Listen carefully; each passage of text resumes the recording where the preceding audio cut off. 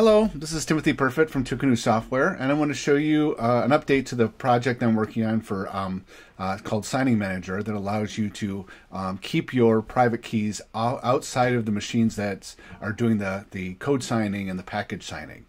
This is a great fit for Amazon's announcement on AWS of the ability to host cloud instances of the Mac. So it has Mac Minis in this data center. You can spin them up and be able to manage them just like you would any other instances in the Amazon cloud. It's very popular with people that are doing build farm continuous integration servers, CI/CD servers. And Signing Manager means that you don't have to actually store the Apple private keys to the certificate or the identity that's used to sign your applications. You can store that on a single machine or on a cloud HSM or some other protected resource so that the individual machines can use an API key, submit the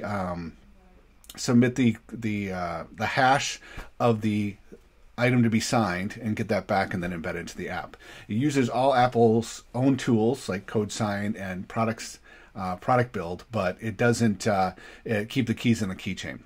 So let me show you how this all works. So first thing I'll do is I'll open up the Amazon console. And I have under the I have two dedicated hosts, so I spun up two Mac instances. So it's two Mac Minis that are in Amazon's data center.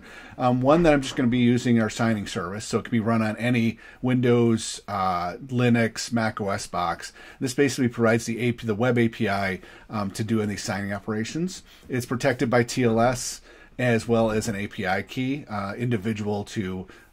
It can be individualized to the individual servers, so you can do auditing and logging, and I'll show you that in a little bit.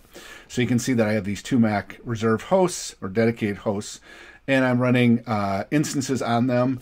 It's basically 10, 15, 7 Catalina on both of them. So one's just going to provide the access to the signing operations through a web API, and the other one's the actual CI/CD server that's going to be doing the signing operation. So let me close that. First thing I'll do is I'll SSH into the signing server. So this is going to be the machine that basically holds the keys. I'm working on an extension of this to be able to work with cloud HSMs to protect those keys. But for now, we're just have one centralized machine that stores those keys that kind of protects them and does the signing operations. So I stored it in users, shared, Mac OS, and I'll just run the actual signing service. I do -S because then I'll use SSL to be able to protect that or encrypt that connection. And now it's listing on port 3000, and this is in a VPC in Amazon's cloud. And I have another machine here called CCID Mac. So let me SSH back in again. This one I want to connect up through the GUI, but I also want to show you how you do it in the command line. So I'll start with a GUI. In order to do it with the Amazon cloud, you have to use the built-in Apple's VNC, but instead of doing a direct connection to it, I've only opened up SSH, so I'll tunnel my VNC connection to that machine. And there's a very common way to do it is use SSH-L for setting up a listener. So it sets a listener on the local host at port 5902. So I'll just connect up to localhost at 5902, and it'll redirect that or forward that connection to port 5900 of the host that I'm going to. So it's the EC2 user, and it's the host name of the CICD Mac 1.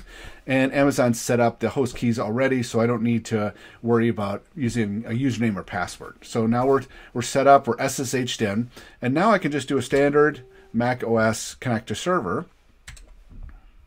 And I will, like I mentioned before, go to 127.5902, which is the local port on this Mac. I hit return. It'll prompt me for the username and password. I'll just hit return because I already saved that, and I'll enter in my password that I set up when I set up the instance. All right, so now I've logged in. I've already installed the signing manager, so you can see that it's here, but I haven't configured it yet. So I do, as I mentioned before, this other instance is running the signing service. and it's got a DNS name of signingserver.twocanoes.com. So I will open up Signing Manager, and it will see that I don't have any configuration, so it'll prompt me. And so the first thing I'll do is I'll add in the URL, and this is https://signingserver.twocanoes.com/or:3000. So this is the one that's listening to on this machine, and then I'll drag in the API key. Now, the API key is something that is actually in a configuration file in the signing service that only allows people with the correct API key to be able to do signing operations. And since I'm using a self-signed certificate on there, I'll trust the self-signed certificate. So I'll hit OK, and the first thing I'll do is it'll go out to the signing service. I'll refresh this and populate the certificates. So you can see that the request here was done to signing certificates. It downloaded the certificates, and you can see I have all these different certificates that are now made available for the signing operations using Apple's built-in utility like CodeSign or Product Build. So I'll show you how you do that next. So up top here, I have there's lots of different options to make things really easy.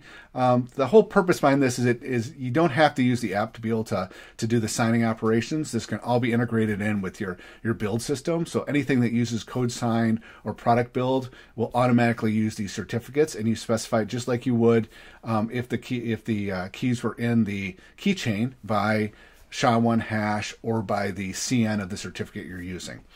So you can see here, these are not actually in the keychain. So if I open up Keychain Access, you can see that under Local Items, My Certificates, there's nothing in here, right?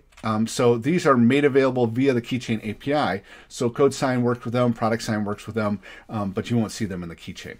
So let me show you how that works. So I will open up Terminal. And let's go ahead and re-sign TextEdit.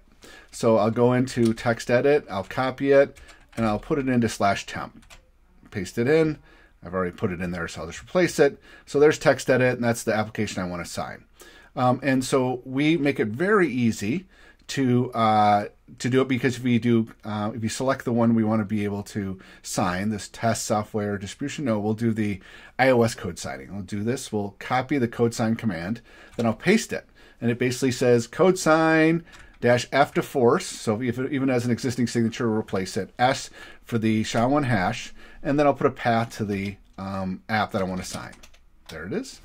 And there it goes. So it replaced the signature that was on there. So if I do a code sign -DVV to that same application, you can see that it is now signed with the Twocanoes iOS signing, which doesn't make a lot of sense, but it does show you can use basically any certificate you wanted to sign an application as long as you have access to that private key.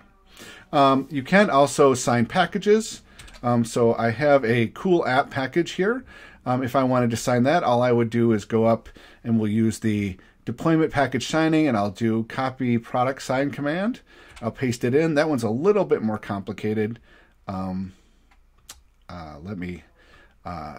It has a source and a destination. So the source is this cool package, cool app package. And the destination, I will just put it into /temp, and I'll call it signed.pkg. And I'll run it. And you can see that it wrote the signed archive. And if I go to /temp, you can see there's that package that's been signed.pkg.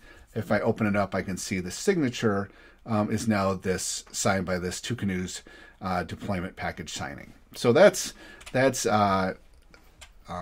basically how you can use this. And of course, any number of machines can be set up to use that signing against that API. So looking at the server a little bit, you can see that it's showing an audit log here. So if I put this in the background, then I'll see that there's a log called audit.log. And I can see if I go into here that it has an audit.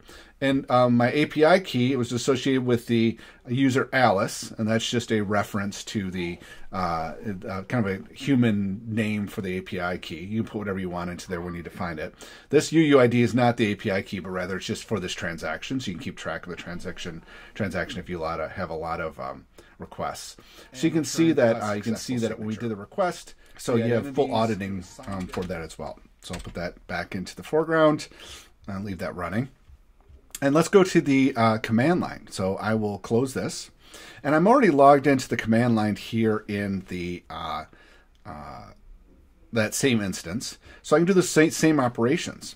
So first thing I need to do is I need to go ahead and actually see what the usage is. So I would just do the path to the application. So Applications, Signing Manager, Contents, macOS, Signing Manager, and I'll do -H to give me help. And it shows you all the different commands you can do. All the settings that we did through that Preferences UI, you can specify with the -S setting and specify the API host or the API key and the host that you're connecting up to, as well as self-sign and debug logging. We already set that up in the GUI, so we don't need to do that now. So now we'll just do the -R to refresh it. Now I'll run the command to refresh the certificates. It'll go out to the API and it will grab all the different certificates that are available and print them here. And so just like I did in the UI, I now have access to these SHA-1 hashes. And so if we wanted to be able to do the exact same thing again, if we wanted to grab the iOS signing certificate, we can do code sign fs that hash /temp text edit, and it replaced the signature and signed it. So we can do the exact same operations but via the command line. And so this can be run as a launch daemon or as a remote session. It doesn't really matter, but it can either be through the UI or through some automated process or through the command line. So that's how Signing Manager works with an EC2 instance with a Mac, which is it's a great fit. I'm going to be adding some different hooks in so we can store the actual private keys in a cloud HSM or in a some kind of secure enclave type situation. But in terms of centralizing those keys and having auditing, it's a great way to kind of secure those keys, because if somebody gets access to your signing keys for your applications, they can of course sign applications as you, and that would be a big security issue. So using Signing Manager is a great way to be able to secure those keys as well as provide auditing and management. It makes management a lot easier as well. When the certificates need to be updated, you just need to replace them in one place. You don't need to worry about pushing them out to each individual instance. So please visit our product page for Signing Manager. If you go to Twocanoes.com and go to Signing Manager, you'll see that we have a free download that you can try it out, as well as you can get a support contract. And one of the things that I've been doing quite a bit of is a lot of integration with custom APIs and HSMs for folks that are wanting to do this for inside their organizations. So thank you very much for watching, and have a great day.